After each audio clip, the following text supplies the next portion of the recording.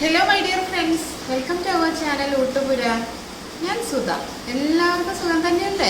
ഇന്ന് നമുക്ക് നല്ല സോഫ്റ്റ് ആയിട്ടുള്ള രാവിലെ ഉണ്ടാക്കി കഴിഞ്ഞാൽ വൈകുന്നേരം വരെ സോഫ്റ്റ് ആയിട്ടിരിക്കുന്ന ഒരു ചപ്പാത്തിയെ കുറിച്ചിട്ടുള്ള റെസിപ്പി ചെയ്യാം. ഈ ചപ്പാത്തി സോഫ്റ്റ് ആയിരിക്കാൻ വേണ്ടി ഒരു ചെറിയ ഇൻഗ്രീഡിയൻറ്റ് ചേർത്തിട്ടുണ്ട്. ഒരു സീക്രട്ട് ഇൻഗ്രീഡിയൻ്റ് ആണ്.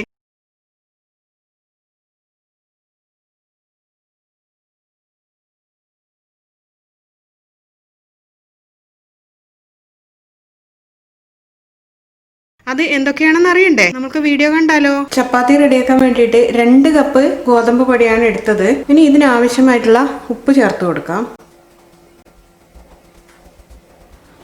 ഉപ്പ് ചേർത്ത് നന്നായിട്ടൊന്ന് മിക്സ് ചെയ്ത് കൊടുത്തു. ഇനിയാണ് ഇതിൽ സോഫ്റ്റ്നെസ് കിട്ടാൻ വേണ്ടിയിട്ടുള്ള സീക്രട്ട് ഇൻഗ്രീഡിയൻറ്റ് ചേർക്കുന്നത്.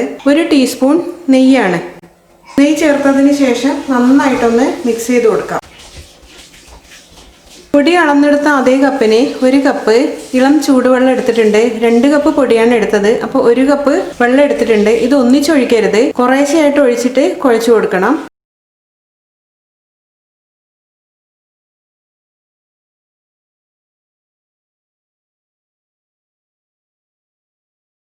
ഇപ്പോൾ 2 കപ്പ് വെള്ളം കുഴക്കാൻ വേണ്ടി എടുത്തപ്പോൾ ഒരു 2 ടീസ്പൂൺ വെള്ളമാണ് ബാക്കി വന്നത്.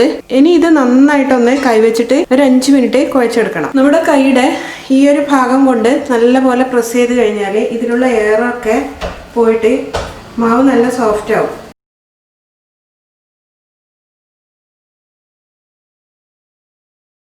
നന്നായി കുഴച്ചെടുത്ത് കഴിഞ്ഞു. ഇതിന്റെ മുകളിൽ നമ്മൾ കുഴച്ചെടുത്ത് കഴിഞ്ഞാൽ ഒട്ടും തന്നെ ക്രാക്ക് കാണാൻ പാടില്ല. ഇതിന്റെ മുകളിൽ ഇപ്പോൾ ഒരു ക്രാക്ക് പോലും കാണുന്നില്ല. അപ്പോഴാണ് മനസ്സിലാവുന്നത് നല്ല രീതിയിൽ ഇത് കുഴച്ചെടുത്തിട്ടുണ്ടെന്ന്. ഇത് ഡ്രൈ ആവാതിരിക്കാൻ വേണ്ടിയിട്ട് ഒരൽപ്പം നെയ്യ് ഇതിന്റെ മുകളിലായിട്ട് നമ്മൾ പുരട്ടി കൊടുക്കണം. എന്നതിന് ശേഷം അടച്ചു വെക്കാം. ഒരു 15 മിനിറ്റ് അടച്ചു വെച്ചാൽ മതി. 15 മിനിറ്റ് ആയിട്ടുണ്ട്. ഇനി ഒന്നുകൂടെ നമുക്ക് ഈ മാവൊന്ന് കുഴച്ചെടുക്കണം. നമ്മുടെ കിച്ചൺ ടോപ്പിൽ വെച്ചിട്ടാണ് കുഴക്കുന്നത്. കിച്ചൺ ടോപ്പിൽ അല്പം ഗോതമ്പ് പൊടി വിതറിയിട്ടുണ്ട്.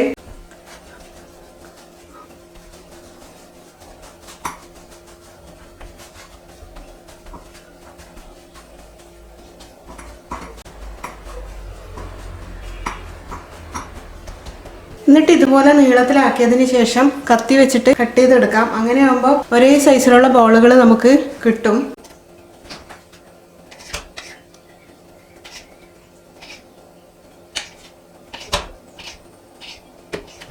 ഇനി ഇതിൽ നിന്ന് ഓരോന്നും എടുത്തിട്ട് നമുക്ക് ബോൾസ് ഉണ്ടാക്കിയെടുക്കാം.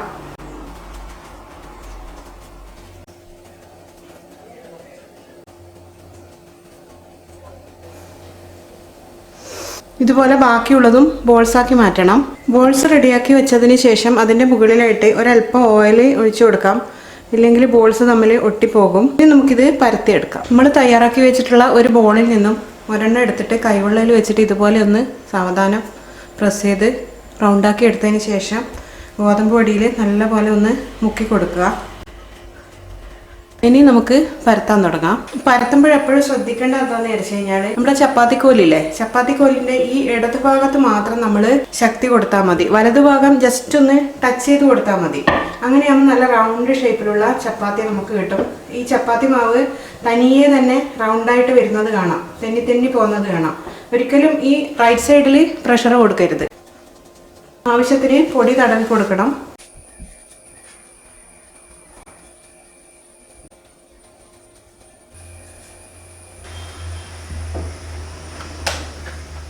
നമുക്ക് ഉണ്ടാക്കാൻ തുടങ്ങാം. ഇനി ഉണ്ടാക്കിക്കൊണ്ടിരിക്കുമ്പോൾ പരത്തി ഇട്ട് കൊടുത്താൽ മതി. പാൻ നന്നായി ചൂടായിട്ടുണ്ട്. അപ്പോൾ നമ്മൾ റെഡിയാക്കി വെച്ചിട്ടുള്ള ഒരു ചപ്പാത്തി ഇതിലേക്ക് ഇട്ട് കൊടുക്കാം. ഒരു മീഡിയം ഫ്ലെയിം തന്നെ കൊടുക്കണം, എങ്കിൽ മാത്രമേ ചപ്പാത്തി നന്നായിട്ട് പൊങ്ങി വരുള്ളൂ. ഇനി ഈ ചപ്പാത്തിയുടെ ഈ മുകൾ ഭാഗത്ത് ചെറുതായിട്ടൊന്ന് ബബിൾസ് വരുന്ന സമയത്ത് നമുക്ക് തിരിച്ചിട്ട് കൊടുക്കണം. അപ്പോൾ ചെറുതായിട്ട് ബബിൾസ് വന്നിട്ടുണ്ട്, തിരിച്ചിട്ട് കൊടുക്കാം. ഇനി ഈ ഭാഗത്ത് നല്ലപോലെ ബബിൾസ് വന്നാലാണ് തിരിച്ചിട്ട് കൊടുക്കേണ്ടത്. തിരിച്ചിട്ട ഭാഗത്ത് ഇതിൻ്റെ മുകളിലായിട്ട് നല്ലപോലെ ബബിൾസ് വന്നിട്ടുണ്ട്. ഇനി ഒന്നുകൂടെ തിരിച്ചിട്ട് കൊടുക്കാം.